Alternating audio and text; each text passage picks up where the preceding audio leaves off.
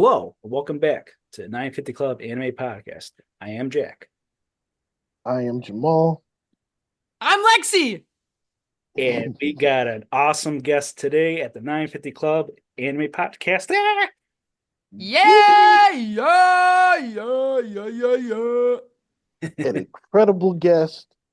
Our very first interview, No and way. Wait, this I had no idea. Oh my gosh. very, Wait, this very is so first.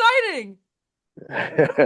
Jamal's been a special guest on many other podcasts, but this is like our first homegrown Yeah, special guest. Yeah. Oh my gosh. Well, I'm freaking honored. That's so yeah. cool. Our I'm like that relative that comes over for the holidays and just ends up staying at the house. Oh, and that's good. That's good. Yeah. That's the one that you're excited for every year. They're like, all right, Uncle Jamal's coming over. We're gonna have the good. He's gonna bring the gifts. He's gonna bring the good. Come on, I love that. Yeah, close to it. Jack is the best gift giver ever. Oh, I love that. So, but let's do a proper intro. This person is uh actress extraordinaire, voice actress, singing, dancing, multi-talented. She is the star of Jack's number one anime of Oh, 2023. We have the great Lexi Nieto with us today. oh my goodness. Oh my God. Look at you with all the stuff. I oh don't yeah, have like all of and my stuff is on the shelf over there. Oh yeah, my gosh. uh, every best of the anime of the year, I buy the Blu-ray. Mhm. No joke. Oh my gosh. That's Yeah. so special. Thank you for getting that. Oh my God.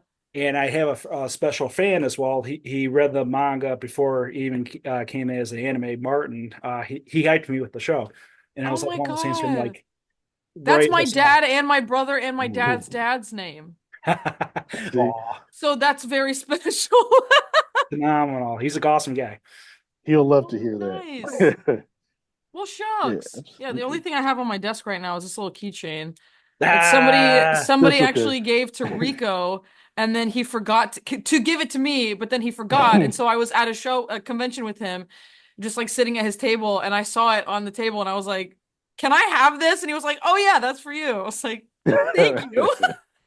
oh, we'll come back to Rico for sure because I have Oh, questions good. about Yes, absolutely. He'll pop up inevitably if I'm here, if I'm around. Oh, Yeah. All right. So, first question. We always start off with our origin stories. So, during my research, I heard that you caught the acting bug at 9 when you were cast as the feather duster in the Beauty and Oh the Beast play, God, who correct? which thing did you listen to? That's so I specific. Let's go.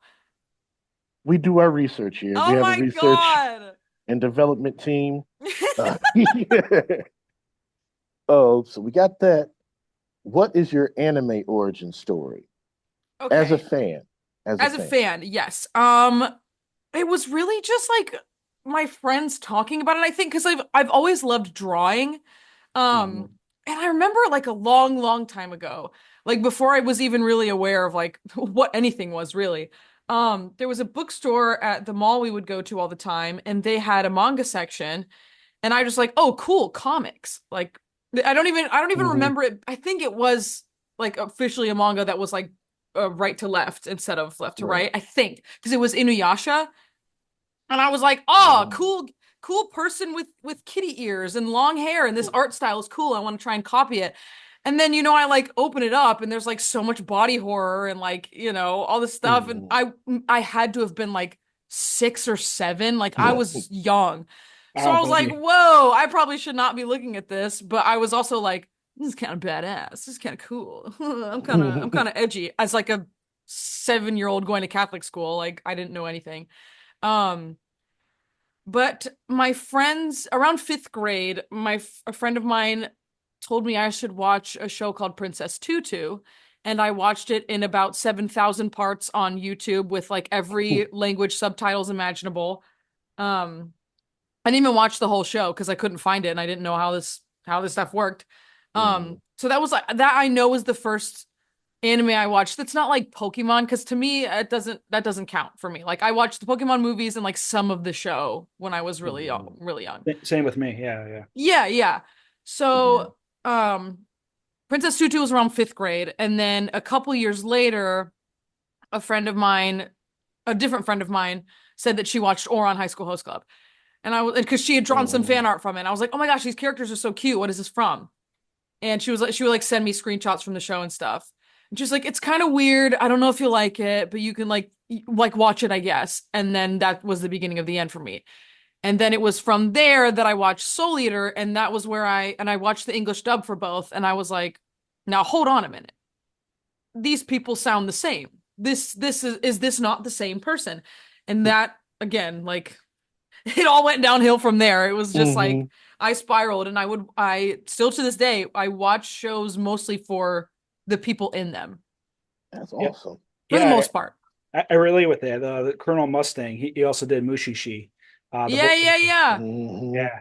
And like right then and there, I'm like, this guy is awesome. Yeah, dude. Yeah. Travis Willingham, baby. Yeah, yeah. Or as I was following up with that question, do you have any favorite animes that you wish you were involved, or you wish you could have like done 20 years ago, or even now? Oh, dude, that's the thing. It's like I feel like I'm so like they're so special to me. And my favorite is Soul Eater. Like that, because that was sort of the like Ouran was the first when we will all that is the only anime I have the full series on DVD. I mean, other than Tomo now. Yeah, yeah, for sure. But so Ouran will obviously always have like a very, very special place in my life and in my heart. But Soul Eater is like if I go back and watch like I watched the first couple episodes for the first time in years, like a year ago or so, and I'm like already like the first guitar strum of the Bang Bang Bang Have a Nice Dream came on, and I was literally crying. I was like, oh my God, I love this. I love Oh, this stuff. But I would not I don't want to touch the things that I had, you know what I mean? Like I don't know. There's I get that. really genuinely, I'm like, I don't know if there's anything that I've seen that I'm like, oh man, I feel like I would have been a really cool fit for that. Cause like it's never even really occurred to me. Like the people who are cast typically are perfect for the role. So I'm like enjoying the fucking awesome things that they do because it's so good. yeah, and that's the weird thing about Tomo-Chan because your voice, even as you talk now, I'm thinking Tomo. Oh, Like, it's Yeah. unfortunately I don't have a very big range. So no, no, but that's what it is. Like even the best of the best, they keep it simple sometimes. Trust me. Yeah. you typically get cast based on what you sound like Yeah, yeah. normally because it's the Mhm. most honest and genuine. Like the voice actress for Bobby Hill. She also did Spicoli from Recess. Yeah, yeah, yeah, yeah. Mhm. Same voice. Yeah. I Yeah, it's love awesome. Recess. Oh yeah. Recess is awesome. Okay, so during our research, we noticed that you have just going through your social media, you have a huge radiant smile and high energy. Your like personality is really infectious. So the question that we have is, was it your personality that made you write for theater, or did theater, or was theater what it took to bring that personality out? Oh man, I think the first one because even Mhm. without theater, I'm still like this. Mhm. Like the reason that's what I always say. Like I am the reason why theater works is because I am like this. Like I can't shut up. I'm so much like and really honestly now I'm so busy with other stuff that like I don't really get to perform on stage a lot right now. Um so it's like when I do have the chance it's like oh my God finally that I'm like actually putting all this flailing and big facial expressions to work, you know? Um but yeah, that's a funny question. I am already like this baseline. And even people like people that I knew when I was very small that I haven't seen in a while, but I'll see after growing up, so often I get like, oh my God, you have not changed at all. Like you're the same. You like all the same things. You still act the same way. You're still hyper. You're still loud. I'm like, I don't think it's ever gonna go away. I relate. I did theater for a little bit in high school, mostly production. But years later, meeting actresses, actors, and then my cousin, she happened to become the director for New Mexico University Oh for my God, that's awesome. and theater district in general too. She brought Broadway to New Mexico. Oh, that's so cool. Yeah, Absolutely, but that's freaking awesome. yeah, that's what I'm trying to get at because like it becomes like an inside joke. Like, oh, what is your favorite role? What was like the backstage drama? Like, do you have like a particular favorite stage play that you did? Oh my gosh. I got to do my favorite musical of all time called A Gentleman's Guide to Love and Murder. Mhm. That's it's my favorite musical of all time. I think it will be forever. Um, so getting to do that show was really special just because it was my favorite. And the cast was also fantastic. Kyle Ignazi, who is another voice actor, was our lead, and getting to work with him was amazing because he's not only an incredible performer, but just as a entertainment professional, I felt so comfortable working with him because there's a lot of intimacy in that show. And we played love interests, and typically that's not something that I'm very comfortable with because I'm awkward. Um, but it was so comfortable. It was so easy. I felt so safe. So just the whole, and like I made really good friends out of that show. So, Wow. and that was my first show living in Dallas. So I didn't know anybody. And so it was so, yeah, it was amazing. And what a fantastic, comfortable experience. That's a good one. And then I also, another show that I've done since moving to Dallas is called Women on the Verge of a Nervous Breakdown, Yeah. Mhm. where I got to be a very ridiculous and outrageous character and sing a song that is like has a lot of really fast lyrics and it's just ridiculous. And that's my favorite thing to be is ridiculous. So that was also super, super fun. Well, side note, I just been watching Penguin, and I didn't know this, but the main actress, the one who plays the Hangman, she was in Once. Oh my gosh. She was in Yeah, beautiful Once. Ooh. show. Yeah, and I saw that years ago, and she was in that play, and I'm like, it's my You only saw blog. her. Oh, dude, that's awesome. So yeah, it's like one day Mhm. you'll be up there one day. Oh God. I'll throw up. Yeah. It's always cool to see like how theater transcends things and how people kind of flip flop between the two. Always, always, Mhm. always, always. To me, it is the heart of any performing. It's the best. I agree. Like I love theater. I've always felt like theater is like it. Yeah, Like absolutely. there's no second take. There's no. It's like No, you got to I've, perform. Everybody sees everything. Everybody hears everything. yeah, So, I've been really reflecting on that recently. Like, I'm, performing is performing and acting is acting and everything is so subjective, but like the best of the freaking best. Like that Broadway actors, Broadway musical theater performers, I'm like, there are no other human beings like this. Like, you have to be not just like really good, but like the best at what you do. And like it's mind-blowing. It makes my brain melt out of my ears how phenomenal these people are at so many different things that come together to make what they do on stage. Because there's so many different aspects of what they're doing every single night. That's like they're the best of the best, man. Like mhm. there's no performance like a good, deep-rooted, well done musical theater performance. It's astounding. I agree. Like I watched the I saw the Bridesmaid movie, and then I Uh, saw the Bridesmaid like theater performance. I thought the theater performance was so much better than the movie. always, So always, much better. always, dude. Mhm. Evil Dead musical. Hey, Yeah, Yeah. yeah. oh Which yeah. leads us into our next question. This is kind of like a two-parter.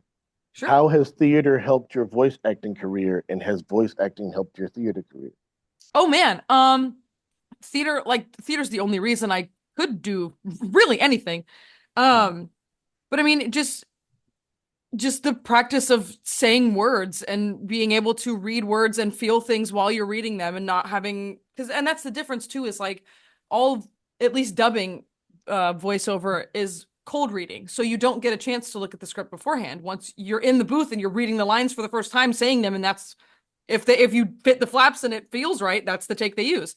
Um, so having practice of interpreting words and being able to feel things kind of put it like throwing yourself into a scene. I would say like improv training is the quickest way I think to pick up what we do, the kind of skills you need to do again, at least ADR dubbing at Crunchyroll in Dallas, Texas. Um, but yeah, and also having the vocabulary and the knowledge and the skill set is going to take you leaps and bounds. I think that is what made me able to be considered for something like Tomo, because Caitlin, who directed it, is such a theater person. She has a Private great placement. ear and eye for people who know what they're doing, for lack of a better way to put it. Mhm. Um, so yeah, definitely helps me. But voiceover helping with theater, maybe it's just made me more aware of like how I typically will read a line, and if it starts to sound a certain way, I think I'm more like keen to it now. I'm like, oh, I'm trying to sound like this now instead of just saying it. Um, but also it also helps with cold reads. Like being able to drop into a scene and just going. It's all acting. It's all the same thing. So of course they're Mhm. gonna kind of weave into each other. But it's just practicing and doing the thing.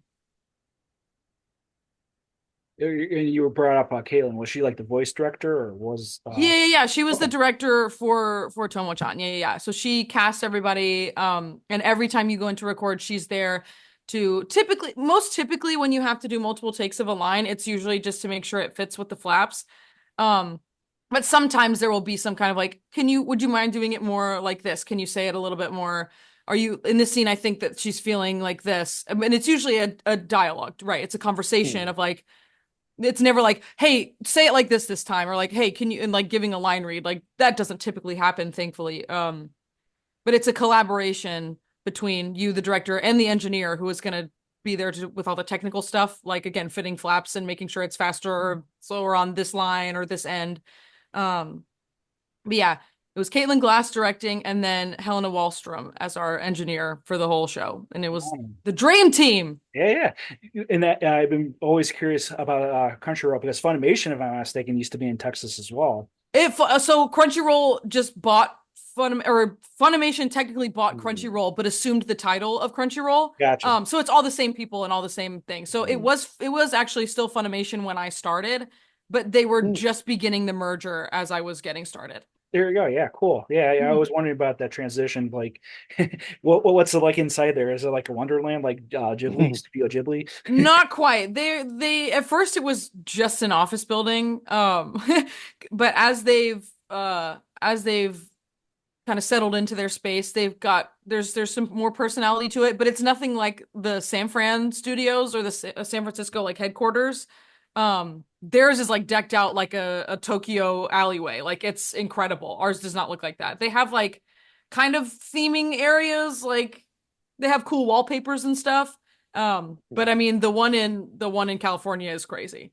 Okay. I've only seen pictures of it. I've never actually been. That's still. Yeah.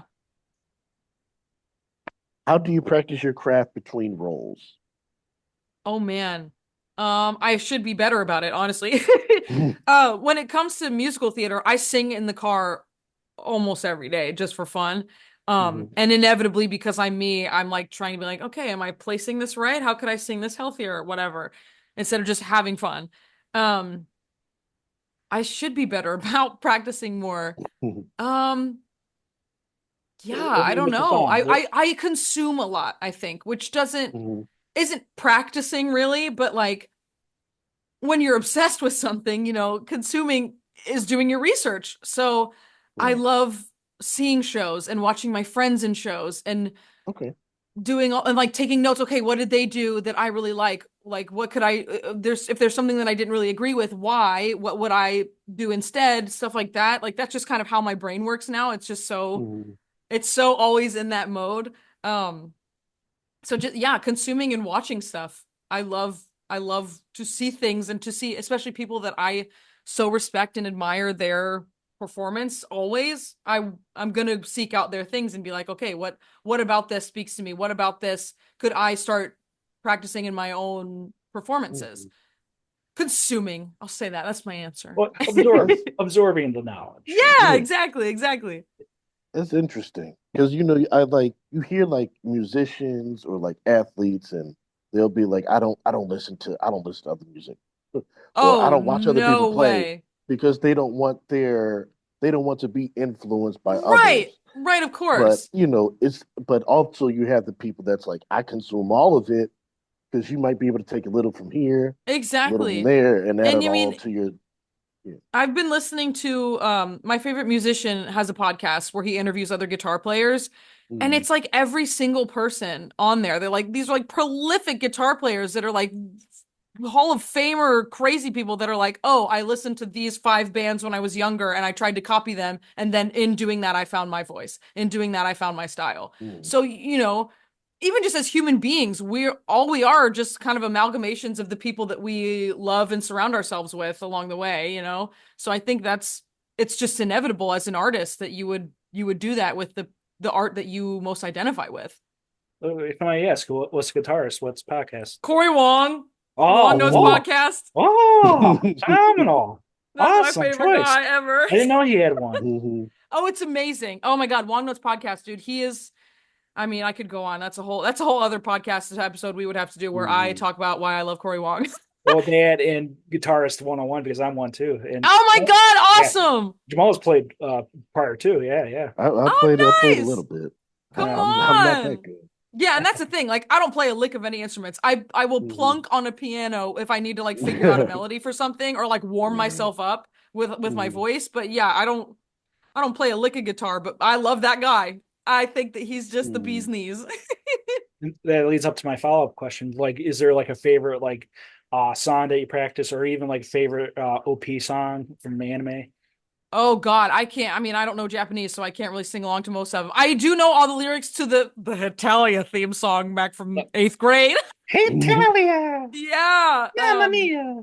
Oh man, I like the opening number from a musical called Waitress is a nice, like really gently warming up song. I don't do that often, but I like it. I love singing along to anything that Sutton Foster has done. That's because that sits nicely in my throat, and I've identified with her to a crazy amount since I was Mhm. very not even very young. I didn't even know who she was until high school because I'm fake.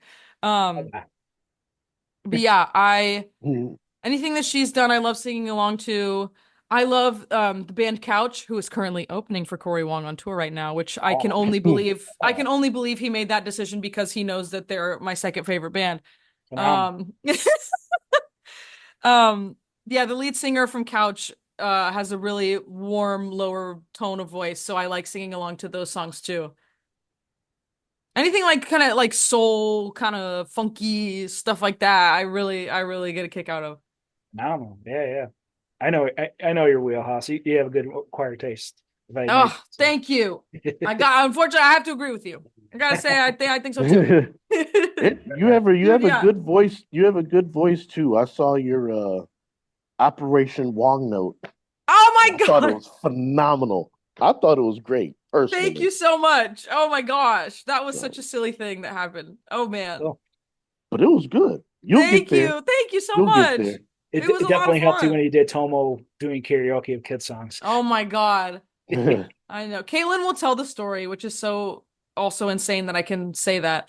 Um, she tells the story all the time that when we recorded that, this was my first time going in to do like song work for an anime.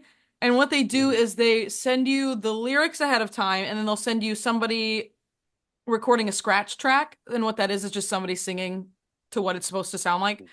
Um, and so, of course, me being me, like having to learn musical songs in a couple days for callbacks and stuff, I was like listening to it on repeat over and over and over and over and over and over and over and over again. And I came in and I was like, I don't know how this is gonna go, but we're gonna do it. And Caitlin was like, so she comes in and then she does it in one, and we did a second take just because. And I guess that is a testament to I'm obsessive and I need to get it right. But it was fun because I didn't have to be good. Like it was just Mhm. yelling. The original No. version too is essentially that. It's No, like, exactly. And so I had I Yeah. I was lucky enough to have that original two to study off of. yeah, But yeah, it was I don't want to say it was easy, but like it was easy because it's just yelling. yeah. Easy and fun. Exactly. Oh. Exactly. That's Mhm. inevitable. With that show, it's inevitable you're gonna have fun. Um, how do you prepare for an audition or a recording?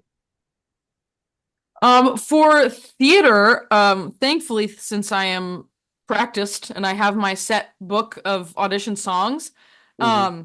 I usually just pick out what song I'm singing, make sure it's a good fit, and then it's usually on like the night before I'll be like, okay, do I have all my stuff together? Okay, great. Do I need to bring a headshot? Do I need to bring a resume? Do I need to cut it out and staple them together? Like stuff like that.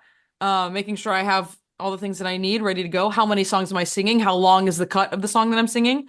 And then usually on my car ride on the way to the audition, I'll do a little warming up. Make sure I remember the words. Uh, Make sure the sheet music's all in order, stuff like that. And then I do the thing, and I make sure that I'm good, and I give myself like positive mantras and like this is what you love to do. And at this point now, I audition so rarely that it's kind of exciting to go in. And also I know a lot of the people in the theater community here, so I walk in and I have familiar faces behind the table, which is Hmm. always fantastic. Um, so it's like exciting to see friends and then also get to do the thing that I love to do the most. The most recent audition I did was on Sunday, I think. And it was so fun because I just walked in, goofed off, sang my song, and it was like, okay, that's it. Awesome. I was like, oh, great. This was great. Um, Tell but us for the deets. recording, huh? Tell us the deets. What Oh, show? it was just for like a local musical. Ah, Yeah. But for recording for voiceover stuff, there really isn't a way to prepare unless I like know what character I'm going in for already and I need to do any kind of warming up for that or like if it needs to be placed a certain way, then maybe I'll do some warm ups, but usually it's just kind of like, okay, what random child am I voicing today, you know? Um so yeah, not too much really. That's cool. Do you have any like routines or like superstitions before you go into something like, oh, I got to make sure that my watch is on the right wrist because I landed the roll. Oh man, I don't know. I don't think I do really. I think Mm, it's just a matter of like loving myself and being like, okay, I need to check in with myself and make sure that I'm okay, so I'm able to bring the best of myself mm. to whatever I'm about to do. But no like funky, superstition kind of stuff. I don't think. I don't think so. I'd have to think. I don't know. Not Gotta wear really. my lucky socks. I have lucky socks that I wear. I actually wore my lucky socks for the longest time were literally a pair of Mirio socks. ah, cool. And I wore them on the first day of recording Tomo. That was Oh, 2 years ago, also now. It was October of 2022 was the first day of recording. unbelievable. Yeah. So I totally wore my Mirio socks. And I was wearing like not like slide sandals, but like Mm, Vans kind of slide-ons. okay. So his face was like peeking out from it. And so when I walked in, Caitlin was like, "Are you wearing Mirio socks?" I was clocked immediately. It's like, yes, Oh, I am. And I'll wear them on planes sometimes. But gotta be comfortable. yeah, exactly. I Mm. know he's with me. You are super supportive of your friends and coworkers, like all over your social media. You are championing them all over the place. How important has that community been to you? Oh man, I mean, the people close to me, like I said earlier, the people that are close to me have made me who I am. And like, I literally texted my roommate. Oh my God, take two, action. My roommate group chat, yesterday or the day before, like, hey guys, just want to let you know I love you so much, and I don't know who I would be without you, and I don't know what I would do. Oh, Um, but truly, like. I can't imagine again who I would be or what I would do without them. So of course I want everybody to know. Like, and anytime I make a new friend, the first thing I want to do is introduce them to my existing friends. Like I'm Mhm. like, you guys, okay, now everybody's friends. Okay, you're friends with me. Now everybody, you have to no, you don't have to be friends, but like the most exciting days of my life have been when I get a big group of friends that don't know each other to meet each other and then they become friends. Like that's the Mhm. best. It Um is. right? It's so exciting. Um, I so yeah, I guess it's just I can't even like put into words really how important it is to me because it's just who I am. It's just it has made me who I am. Um, and they're the best people in the whole wide world. So I can't imagine not shouting from the rooftops that they're the best people in the whole wide world. Yeah. Well, speaking of which, because this was a fascinating tidbit, because I am I found out later that you were friends prior from Tomo-Chan with your co-star with Rico. What now I need to know where the friendship started. Was it like Tomo-Chan? No, oh my God. So I actually reached out to Rico for my project called Shonen Show Tunes because I wanted to interview him because I Yeah, knew that he was a we theater saw those. person. Yeah, yeah, Yeah. yeah. So I literally just DM'd him on Instagram and was like, "Hi, I want to do this project and I think you'd be great for it." And he was like, "Awesome, here's my email." And then we spoke on Zoom, and this was right after I had moved. Well, we actually FaceTimed before like months and months and months before the interview because he just wanted to know more about the project. Wow. Um, so like literally the first time I ever spoke to him ever was like on my phone via FaceTime, and I'm like shaking. And then afterwards I went outside because I was living in my parents' house because this was during COVID. I went outside to our backyard and paced for like 20 minutes and talked to my roommate Kirsty. It was just like, I can't believe that just happened. I just can't believe I talked to him. That's crazy. Because I mean, Mirio's my favorite character from My Hero. I was Yeah. My Hero super fan, and I had just been getting back into, voice actor panels and stuff, and I'd watched so many videos with him in it, and I was like, I think that we would get along. I don't know. Like he seems like a really fun person, and I feel like our personalities are very similar. Um, so I was freaking out. And then when I interviewed him, it was after I had moved to Dallas, and he was like, "Oh my God, you live here? Let's go do an escape room." Because that's Rico's whole personality is, "Oh, you have met me, now we have to do an escape room together." Yeah. Um, so that was the first time we ever met in person. Me and Kirsty did an escape room with him. I was mortified. I was just so like we both had nervous peas before we went to the bathroom in this building. We were like, "Oh my God." I'd never done an escape room before too. So I was like, I have to meet this man and I have to do an escape room all at the same time. I'm gonna make myself an idiot. I'm gonna be so stupid. And then afterwards, we ended up all three of us having lunch for like 2.5 hours, just sitting there shooting the shit over some sushi. Um, and then it just grew from there. And like he was so invested in my project. I would come and see him at conventions, and we would go hang out afterwards, and we just became very fast friends. And I was, I don't want to say that I was lucky enough for him to call me my friend. Like I feel very lucky, obviously, but like he recognized that our personalities are very similar, and he also recognized that I work very hard and I have a lot to do and a lot to say, and that I don't know, it's something that he resonated with, which was really really cool, and that's something that I'm grateful for every day. Like the fact that he has said, "Hey, I was talking to this person very close to me and I brought you up, and how grateful I am to know you and how similar we are." I was like, "That's crazy. That's a crazy thing to say. You're crazy." So and again, that's he's the best. So when I didn't know that he was voicing June for until the day of recording. So and I was cast super super early because I was in the trailer that came out several months before we started recording. She had to cast Tomo very quickly. Caitlin, she being Caitlin. Um, so she cast me, and then everybody else came later. So she ended up casting Rico because she had already cast me. She wanted it because she was like, they have such a similar energy. They have great chemistry. I think he would be the perfect fit for this. And I was like, that's an insane thing to happen. What do you mean? That's crazy. Let's go. No, yeah, no, let's go exactly. Like I freaked out. So and it was great too because I was the first person to record at all on the English version of that show. So she's the first person to talk, obviously, but it's the first scene is between her and June. So I like knew what he was going to sound like because when you go into record and you're the first person, there's no other voices in the show. It's literally just the music, the sound effects, and your 3 beeps before you start talking. So I was kind of filling in what I knew that he was going to sound like. And so it was so easy. Like it was a brilliant decision on her end because she knew that I'm obsessed with him. So I knew the way that he was gonna say all these things. Um, so yeah, I just every day I am so grateful to know him. He has helped me do so many things and make so many things. And I can like I truly feel like everything that is good that has happened to me since moving to Texas has happened because of him. Aw. He's the best. Truly, truly, truly. That is one of the best people you will ever meet if you ever have the pleasure. He is the best.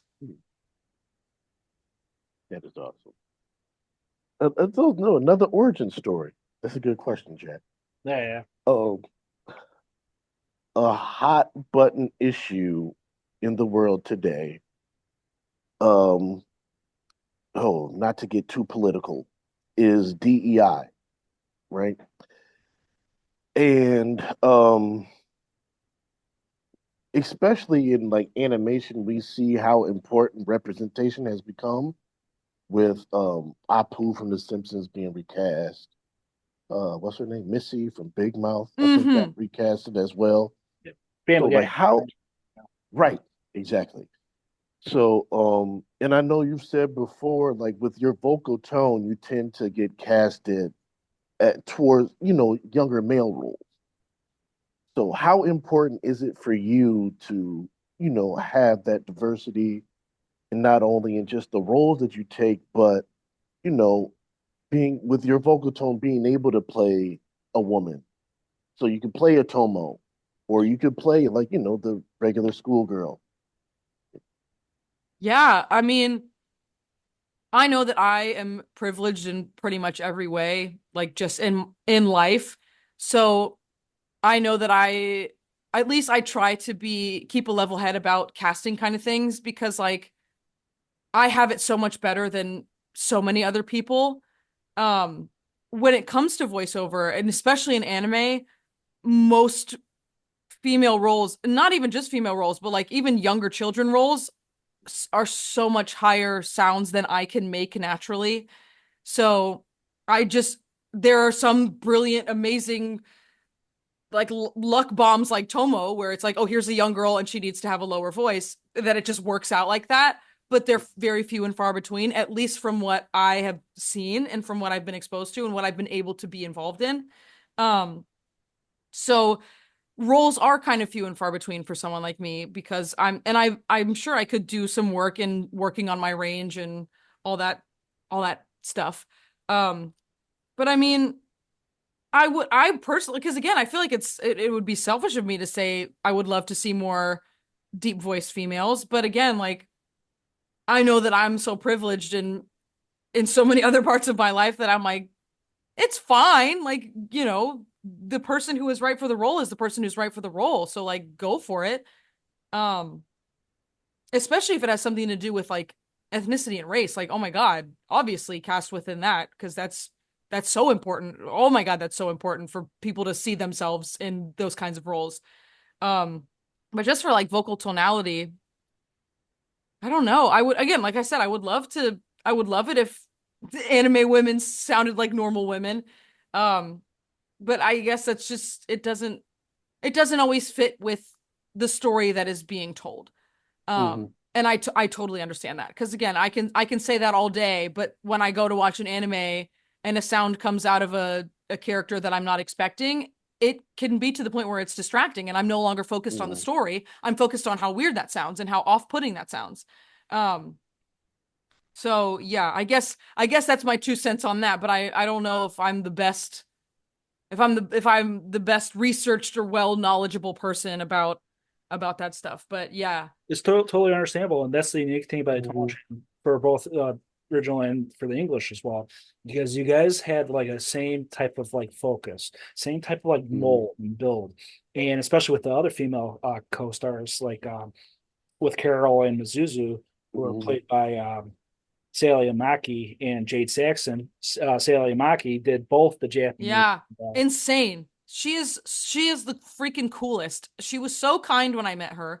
She Oh, was so down to earth, so cool. She was excited to meet me, which is insane because she's a Japanese idol. I was like, I'm a rat who Mm-hmm. just like came out of the sewer. Like, what are you oh, come talking about? on, come It on. was so mind-boggling. My Kirsty had the idea to give her English version of the oh my God, what a volume of the manga that Yeah. has Carol and Hmm. Tomo on the front. And like write a little note inside. And I was like, that's so brilliant. So she like freaked out when I gave that to her. I was like, I don't know, man. It's like $13. Like, it's really not that big of a deal. It's a great token. Oh, that's great. Yeah. So it's insane. She's brilliant and phenomenal and amazing and can also do everything ever. It's amazing. Yeah, and like I said, it's like one of those things where you sound like friends for years and years and years. And of Yeah. course, yeah, and with Carol's case, she's technically from England. Right, She's actually right. played by a Japanese woman. So Right, right. It's it's so silly. phenomenal. Yeah. Yeah.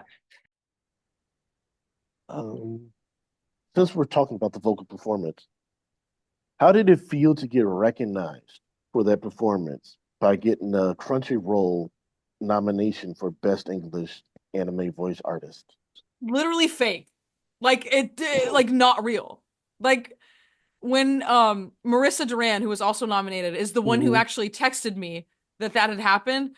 And I was like, oh, this is like some like cool, community fan thing that somebody did and they're being nice because I there had already been some of that like while the show was Hmm. coming out, like those like top 10 ranking weekly ranking things that I Right. don't even remember the account name, but like I'd already seen that stuff. I was like, oh, that's cool. And then I see the link and like what the base is, and then I see the other names on the list. I was like, that's so stupid. Like, no, what are you talking about? Yeah. And And also technically, like not just the names, but also the IPs, like the projects they were a part of. Yes. It's like Hell's Paradise, Bleach, Trigun, Tomo-Chan is a girl. Huh?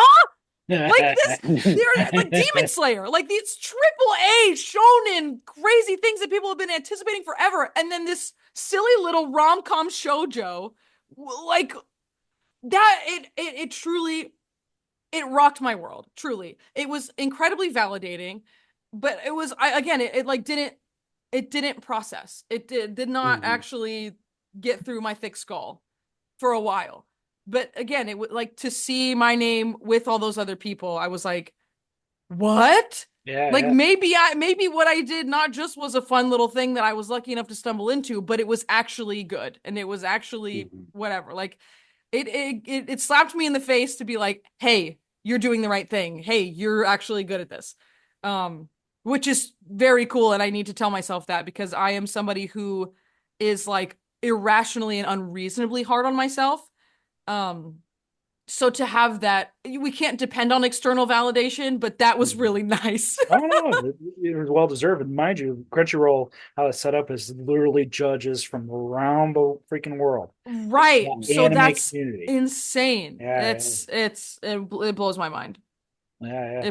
It truly blew my mind. And you did wonderful. And it's one of those things where looking at your resume, you also did Tech Top Destiny and Reign of Seven Spellblades. Those are good. Hmm. And trust me, Tomo is one of those ones in 10 years, 20 years from now, it's going to be like Toradora.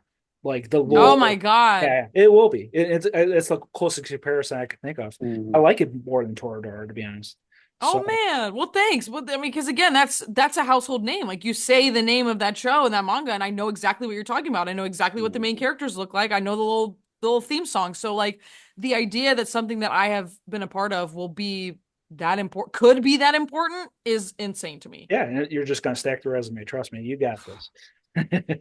Yeah. Fingers crossed. I don't know. You got this. Yeah, that was definitely a performance that Jack sung his praises of the Oh entire man. year. Well, thank you so So much. Truly, really, that means so much. Yeah, yeah. it truly was well deserved. You did a phenomenal job. Thank So you. Golly, it's insane. It's so wild. um we Oh, kind of touched on this earlier, but most challenging role and your favorite role. It's so like you can't not say Tomo. Like that's Mm, and even just I truly think also it is because of, you know, where it came in, like it jump started my career in voiceover. It was with people that I admire so deeply. That cast was perfect. They were incredible. I'm cast opposite my favorite voice actor. and now favorite, like one of my favorite people. Like that's so rare. That's such a unique opportunity, and like the whole experience has changed my life truly. So it's almost impossible for me not to say that as my favorite. Um, yeah, that's tough. Most challenging, just vocal gymnastics wise, there's a show called the 1,000 or 10,000 or whatever number of girlfriends that really, really, really, really, really, really You love Mhm. did you. that. Yeah, I yeah, didn't Yes. know. I just There finished that. It's is, awesome. I got yes, there to is an episode where there's like this competition where they're like racing or something, and there's like the gorilla gang. I'm the leader of the gorilla gang, and it's like this huge burly lady with her little pigtails, and she's literally like talking like this the whole time. So that just like shredded my throat. Doing that for like 2, 3 hours straight. Um, so that was hard just because like it hurt my throat. yeah. Um, but I also did, oh no, I don't remember what the name of Data Live, the Oh, new the like Hmm. whatever newest thing that just came out. Yeah. I voiced a younger version of the main villain who is voiced by Chris Waycamp. Um, and that was really challenging because that's the first time I've ever played like because he was like a kind of like soft spoken, like there's something off, but he's like a cult leader kind of thing, like, oh, I'm gonna change the world, and I'm like this kind that kind of energy. And I'd never ever done something like that because it's always little guys who are running around doing that. Hmm. But so this was just like a very cool and like focused and calculated. So that was it was exciting to get to do something so different. But it was also very challenging. well, in follow up, I have a celebrity question from another big fan of the show and manga, Hmm. Bianca. She had to ask you this because I told her about it. And she was, Oh man. happy. Yeah, yeah, Hi Bianca. yeah, yeah.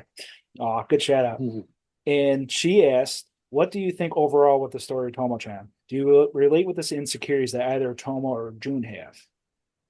Absolutely. Absolutely. This, especially recently, I've talked about this before, I think, um, like gender identity and like trying to figure out where you fall on that spectrum is so hard. And I'm still trying to figure out where I myself fall on that. Like trying to kind of grasp, like, okay, do I see myself as a girl? Do I believe that I am a girl? Like, is that how I identify? Because I don't always identify with things that are considered feminine or girly, but that doesn't make me any less of a girl. But also, do I feel like that is what I am? Um, and it's so case by case, and it means something different to every person. So yes, oh my God, like that's so difficult. And when you are so young and trying to navigate not only yourself, but now your relationship with another person and what they're attracted to, like that's Hmm. it's so difficult. So for a 15, 16-year-old to try and grasp all these concepts, me almost 30 still trying to struggle with it, like, oh my God. Yeah, it's very difficult. Um, and also like on June's side, like having somebody so close to you for so long and your feelings changing about them and developing in a way that you are scared of sacrificing your relationship or like changing it in any way or maybe even ending Hmm. it, that's terrifying. So they're so what we have to remember is they're so young and they're still figuring out who they are, not only how to understand other people. So it's oh my gosh, it's funny because it's relatable. The show is so hysterical because you're like, "Oh my God, yes, I know exactly how this feels. Yes, I've been through this exact same thing." Like even the good moments too. Like, you're like, "Oh my gosh, I remember the first time that, me and my first crush did this," or like I was in this scenario where they said this thing and I thought about it and it gave me butterflies. Like it's absolutely I relate to it, on many many levels. And also another thing that I personally to Tomo, there is a line that Misuzu says where she is talking to I think Carol about or either Carol or the two Gyaru girls. Hmm. They're like she is so Tomo is so friendly, but because she is so loud and boisterous, it can come off as aggression. But it's she's Yeah. just excited. That is also very much me. Like I will get excitement, aggression. I'm like, I love this thing so much. People are Hmm. like, you're gonna die. Why are you angry? I'm like, I'm not angry. I just love this thing so much, and I don't know what to do about it. Yeah, I grasp. totally understand that. I totally understand that Right, you get 100%. it. You get it. Yeah, Jamal's a new definitely. father, is speaking English, so new baby Marley. Oh my Uh, goodness. yeah. Hi, Marley. Yeah, Yeah, that it gives me that same vibe. Um, you are a prime host of panels at conventions, and we've done a couple small little panels. Um, how important are conventions to you, both professionally and personally? Oh my gosh. I mean, when you are a guest professionally, it is, I mean, on the professional career side of, making your life and, getting having your career and being able to do what you need to do, um, conventions are an incredible source of income, truly. Like Hmm. that is again, when you're a guest, like you are able to walk away from a convention, especially if you are a part of a particularly popular title at the time, that is a great source of revenue for performers, especially if they're just starting out. Like, oh my gosh. But personally, it's an incredible way to connect with people and get to not only meet other people that are doing exactly what you're doing, but meet the people that have seen your thing that you've done. Like, you're like, oh my God, it's not just me and my three friends that are watching the show. It's some 16-year-old in this city that I've never been to that is like, oh, this watching this made me feel seen. Watching this made me feel special. I really relate to this character. Like, what other, like, that's so special. Like, there's so few other things that you get to do that. Like, it's amazing to get to talk to these people face to face. And also get to do have these panels where they can ask you these questions in person and get to share yourself with these people, just you as a person, not just the work that you've done. That's also very exciting to me to get to show myself and to get to meet these people and know that I'm a safe space if they need it or something like that. And also get to showcase programming stuff in my other work and like getting to sing at a convention for the first time was the most exciting thing ever. which con was that? That was at MatsuriCon in Ohio, just Phenomenal. about 2 months ago. Oh, not two Yeah. months ago, about a little over a month ago. Oh, No, 2 months ago. It's been a crazy couple months. crazier. I'm all over the place. But yes, MatsuriCon. They Dora Fine and Tony Oliver had a voice actor cabaret, which is essentially what Shonen Shotunes is. But they're a little bit more well versed in the community, so people will listen to them before they listen to me about their ideas. Um, but they just kind of had reached out to everyone. They reached out through the convention to all the other guests to be like, hey, if you are interested in doing a live performance. And I was like, yes, yes, yes, yes, yes, please, please, please, please, please. I got numbers. I got No, show tunes, baby. no, exactly. Exactly. I was like, hey, this is literally what I do. This is literally my favorite thing. This is actually what I want to do for the rest of my life. I would love to perform live on a stage for people, please. Yeah. Um, If you ever welcome to Chicago, anime oh, dude. D2D2. Dude, those are huge shows. So if you wanna slip your people a little recommendation, I'm locked and loaded and happy to do any and all of the things, truly. Um, but yeah, that was so I guess I'm answering it professionally and personally at the same time. Hmm. And like, but for hosting is it was a pretty different experience because that to me is like I'm working. I'm not just getting to meet people. I'm like, okay, I Hmm. have to do my research. I have to prepare the questions. I have to make sure that I know what this person wants to talk about, what this person may not want to talk about, questions that they haven't been asked 5 million times by everyone ever. And to make it an exciting experience both for them and for the attendees that are coming to watch. Um, and also I want to be friends with them usually too, so I want to make sure that I'm nice and funny and cool. There you are. Um, but it's so fun. It's so fun, and I take convention programming very seriously, and that's something that my Kirsty again, and then our other roommate Jacqueline, we all are involved in convention making somehow. Jacqueline is also another host, and Kirsty does some hosting too, but she's more on the like the programming and ops side. Um, Did the but voice acting as well? yeah, both of them do. Yeah, Oh, Kirsty Johnson and Jacqueline Thomas, look them up. They're the best ever, and I don't know. Again, truly, I don't know who I would be without them. Um, yeah, we take it very seriously, and we are very excited at the prospect of it becoming more professional and more put together and a more like real position and real trained skill that people have.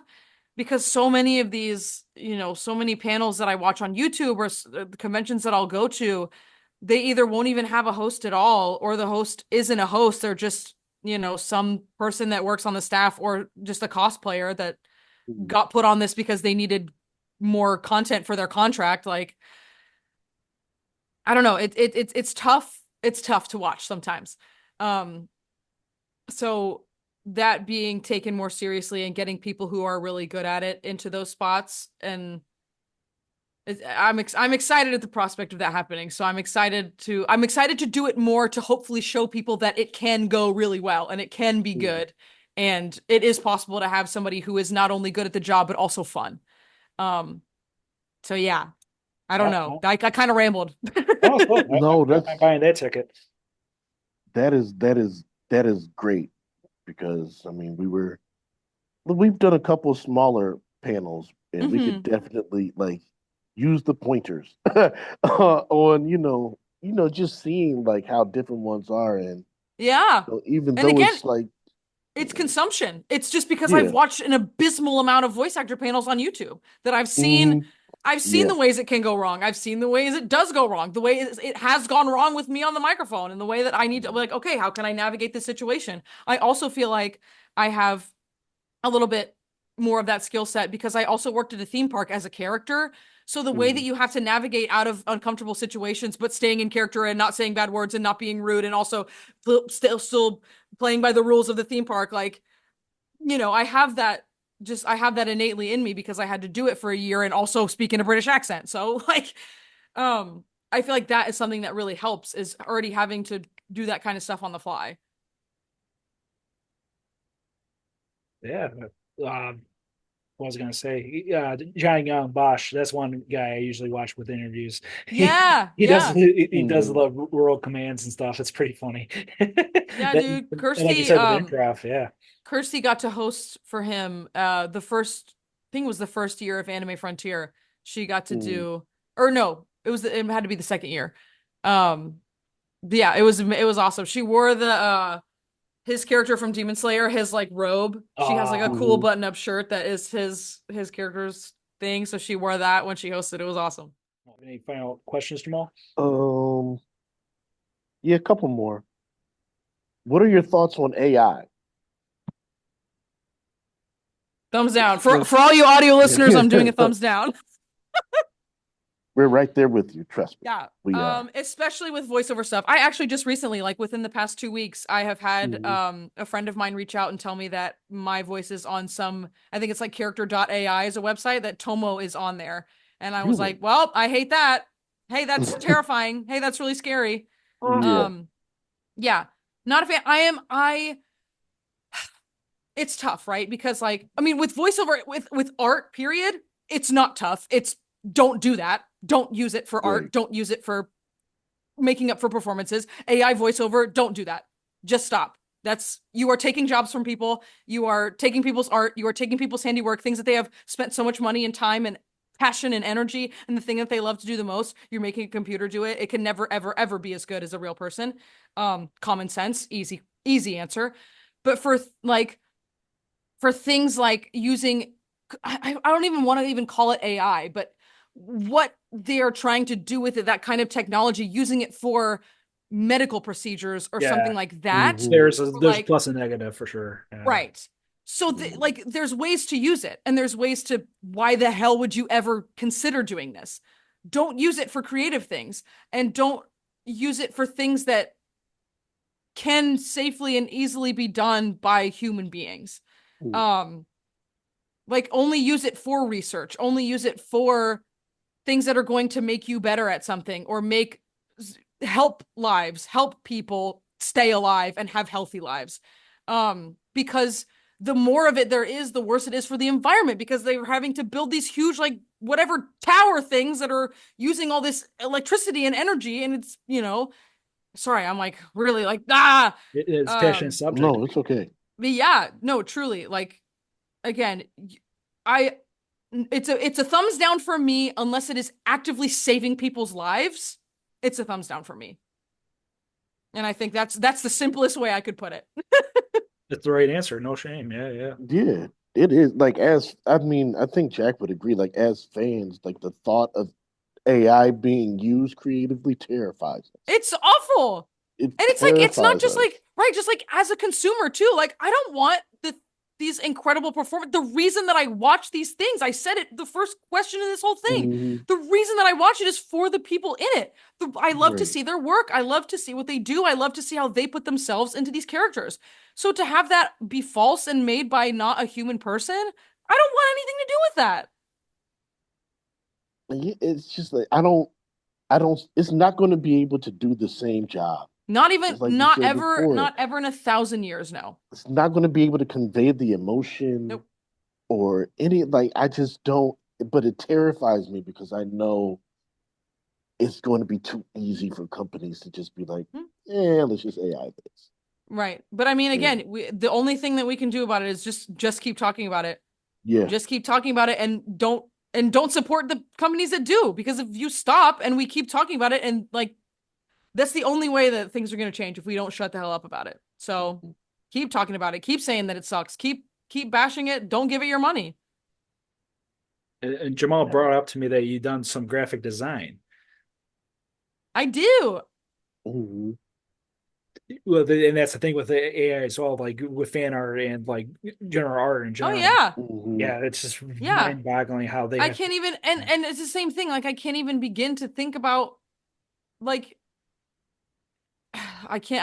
I was like, my brain is like shutting down, because if I do, it's just gonna like Mhm. explode. Oh no. But truly, like, I think, and unfortunately now, like, well, I guess for younger people, I guess it's not as important, because I was like, we need to teach classes on how to identify AI art, because it's now becoming dangerous with the misinformation that's Yes. being spread. Like on Yes. Facebook all the time, I'm seeing these older relatives and these older, even people who are like closer to my age, sharing AI images, sharing all these things. Like, look Mhm. how crazy this is. I'm like, hey, bestie, hold my hand when I tell you this. This is fake. Like, it's not real, dude. And it's so easy to tell that it's not real. Yeah. We went to a restaurant the other day, and on like a huge canvas print, there's a lady that has 6 fingers. There's this horse that has the nostril like blends into its face. The hair like kind of blends, like I was like, this is insanity that this AI image is a like no joke like 5-6 foot canvas in this restaurant. I was like, this is like a joke. This I feel like I'm being pranked. But it's true. If I wasn't standing there waiting for my friend to come back from the bathroom, I wouldn't have known. I wouldn't have. It would have just been Mhm. ambiance. Could have been a hologram. Yeah, shit. For all I Right. know. But yeah, it's oh man, yeah. Boo, boo, tomatoes, boo hiss. I agree. Um, well, a couple more questions. Yeah. Are there any future projects or anything that you would like to plug or talk about? I'm not sure when this episode is coming out, but if you are listening to this before November the 24th, go see Corey Wong on tour. Oh, phenomenal. It's not my project, but it's kind of my project, because Still, we're doing the fan community thing, handing out those hmm pins at every show. So yeah. go pick yourself up a little mission pin from Starship Pincapation, made by Tamber Wolf and yours truly. See? That's really it. Yeah, I would In the like. voiceover world, there is not much going on. You can hear me as random boy number 1, random female guard number 2. You'll hear me sprinkled throughout stuff when people are kind enough to bring me in. No, still, you got it going. Exactly. You gotta keep going. Yeah, we're chilling. All right. Last question. Here we go. This is me drum If rolling on nothing. we could interview anybody in the VA or theater world, who would you choose? Okay. Now the Well, caveat to this I'm scared. is you gotta hook us up now. You gotta put in the good word for us. Okay. Okay. See, All right. okay, that helps me, because I was like, okay, VA and theater world, I know I have 2 answers. Obviously Rico. Rico's gonna be the first person I say all the time, forever. Amen. He's the best one. Mm. Yeah, Rico. He responds to every and all messages. So if you DM him on Instagram, he will answer. If you email him, he will answer. He is excellent about getting back to people on things. He is kind of busy now. So I don't know how much time he has for stuff, Mhm. but he's the best. Because my answer for theater was interview Alex Brightman because he's the best, also the best person ever. He is what Rico is to me in voiceover, Alex is to me in theater. Mhm. However, friendship wise, I've only met the man 4 times, thrice or 4 times. Man does not know who I am. But God, I love him. He's so good. If you are into Hell of a Boss or Has Been Hotel, he's involved in that. And he played Beetlejuice on Broadway. That's what most people know him as. Oh, Oh, okay. Yes. He is my favorite musical theater performer, my favorite person in the theater community. He is, oh boy, he's the best. Another episode. I have my big three. Voiceover is Ricco Fajardo. Creative, just general creative things in music is Corey Wong, and musical theater is Alex Brightman. Like those three guys are my pillars, my rocks. Um, yes, that's my answer. Those are my answers. But I can't hook you up with Alex. I don't know. I do That's not have his okay. contact information. no But big, no big. Rico, Whichever one yeah, gets to him and first, also we'll share. yeah, Rico will respond to any email. So definitely reach out to him. We will indeed. Jack, you want to close this out? Well, I got to plug in. This came out in July, Oh, it did. and it That's has wild. yeah, and as Lexi in part of the special booklet interview with her in regards to how to identify as well, and yeah, it's just a nice little back and forth on the role of Tomo. So I'd like to thank you, Lexi, for joining in with this podcast, Oh and my gosh, thank you for having me. This has been a delight. Thank you, thank you. yeah, it's one of those things where like coming into it, I'm like, you know what, this would be a good time. Yeah, we're hanging out. Look it up. Gotta get shimmy. Yeah, you know it. And we will be seeing you at a convention in Chicago soon. Oh, I Hopefully. hope so. Fingers crossed. You tell him In I'm general, around. yeah, one day I'll meet for sure. Please, Yeah, please, please, please. absolutely. I do not plan on stopping this anytime soon. So please, please have me out. I love this stuff so much. Or any plugins for you for your social medias and whatnot and your Oh podcast? man. Yeah, yeah. It's just my name, Lexi Nieto, LexiNieto on the Instagram. And then the only difference with Twitter is that there is a underscore between my first and last name. Um, yeah, I think. And then if you're coming to Anime Frontier in December, I will be there hosting some Q&As. So come say hey and hang out. All right. Well, thank you again, Lexi. And we are the 950 Club Anime Podcast. Woo! Woo! Thank Oh God, I you. hit my mic. Ha! It's okay.